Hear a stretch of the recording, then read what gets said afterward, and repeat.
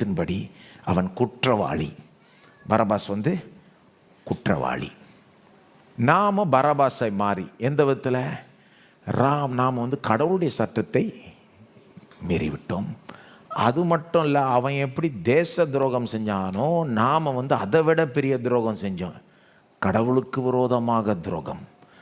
பாவம் என்றால் என்ன தெரியுமா? கடவுளுக்கு விரோதமாக கலகம் மூட்டுவது, கலகம் செய்வது. பாவத்தை அப்படி தான் பார்க்கணும். கடவுளுக்கு விரோதமாய் அது ஒரு கலகம். It is rebellion against the most high God.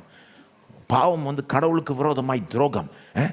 ஜனங்க அப்படி பார்க்கறது இல்லை. பாருங்க, என்ன பெரிய தப்பு பண்ணிட்டோம், இங்கே அங்கே ஒரு பொய் சொன்னோம், இங்கே அங்கே ஒரு தப்பு செஞ்சோம், இதனால என்ன பெரிய இது அப்படின்றாங்க. ஆதாம் ஒரு பழத்தை எடுத்து சாப்பிட்டான், அது என்ன ஒரு பெரிய விஷயம். ஆதாம் அந்த பழத்தை எடுத்து சாப்பிட்றப்போ அவன் கடவுளுக்கு விரோதமாக கலகம் பண்ணுறான். ஏன்னா கடவுள் அவனுக்கு கொடுத்த ஒரே கட்டில் அந்த பழத்தை மட்டும் சாப்பிடாத.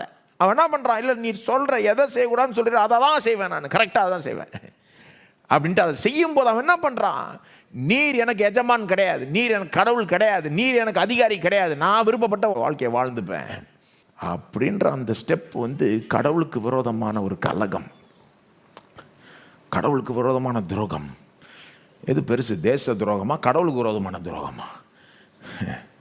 நமக்கு ஜீவனையும் சுவாசத்தையும் எல்லாத்தையும் கொடுத்த கடவுளை மதிக்காமல், அவரை கனப்படுத்தாமல், நான் என் விருப்பப்பட்ட விதத்தில் வாழ்ந்துப்பேன், நான் என்ன வேணுமோ செஞ்சுப்பேன், யாருக்கும் நான் பதில் சொல்ல தேவையில்லை, யாரும் எனக்கு சொல்ல முடியாது எப்படி வாழ்கிறதுன்னு, நான் is is my life, I will live it my way, என் வழியின்படி நான் போய்ப்பேன், என்னை யாரும் கேட்க முடியாது அப்படின்னு கடவுளுக்கு விரோதமாய் போகும்போது அது கடவுளுக்கு விரோதமான ஒரு கலகம், ஒரு துரோகம்.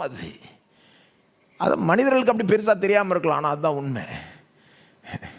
இன்றைக்கி முக்கால்வாசி உலகத்தில் இருக்கிற தேசங்களில் தேச துரோகிக்கு மரண தண்டனை தான் கொடுக்குறாங்க.